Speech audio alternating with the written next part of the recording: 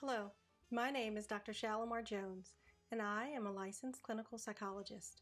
I'm also the owner of Dr. S.J. Consulting, and I've been asked to provide you with 5 things that you can do to increase your emotional intelligence.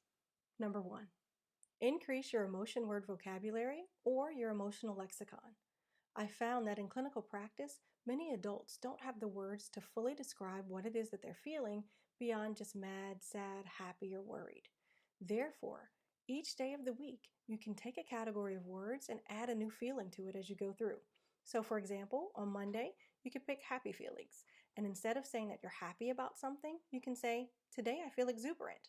On Tuesday, you could pick mad feelings. And instead of saying you're mad about something, you can say, "Today I feel irate." Each day, you're adding to that lexicon, and over time, you expand your ability to be able to express yourself, which then helps you to communicate with others and make sure that you're getting your needs met. Number 2, use this lexicon with others. Now that you have expanded your own lexicon of emotion words, you're ready to start using this with other people in your life. This works particularly well for parents who can now start to acknowledge the feelings that their kiddos might be having by giving a label to them. One great way to do this is to create an emotions chart. You can either buy one or you can make one yourself by having your kiddo do silly faces, and then you can post this up on the wall around you. It's a great reference resource for kiddos because then they're able to pick out the emotions that they may be feeling. And kiddos who are then able to acknowledge what they're feeling and express that are better able to communicate and have fewer tantrums. Number 3, practice 1 to 2 relaxation strategies a day. Managing your emotions is a key factor in improving your emotional intelligence.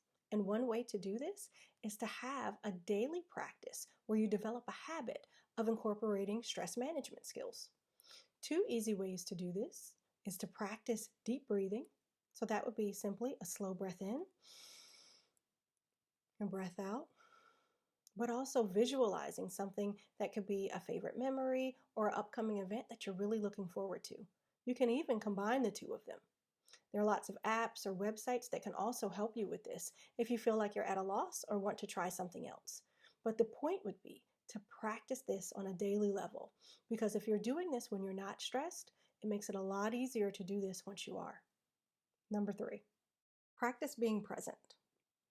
Many people think that they can multitask very well, but research shows this could not be further than the truth. In fact, there's a phenomenon called inattentional blindness, and what it means is that even when an object is directly within your vision, it goes unnoticed because your attention was actually directed elsewhere. So, the next time a coworker or a loved one interrupts you in the middle of an activity, take a minute to pause whatever it is that you're doing, if you can, and listen to them and engage in active listening. So this means you look them in the eyes, you nod your head accordingly, and you paraphrase whatever it is that they're saying to you back to them.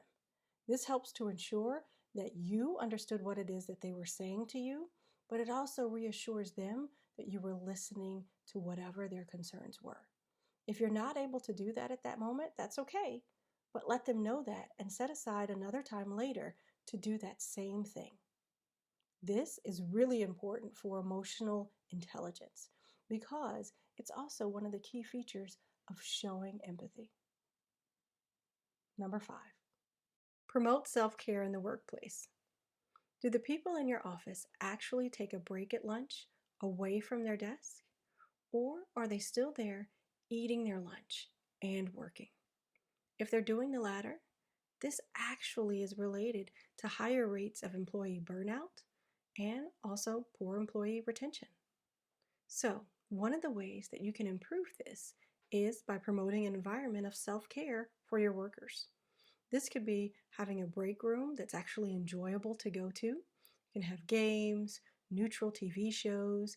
It can be a place for everyone to come, take a break from their work, promotes office camaraderie, but also helps in production overall because you have happier employees. And happier employees means greater production. Thank you. And this is Dr. Jones with Dr. S.J. Consulting with your 5 tips in emotional intelligence.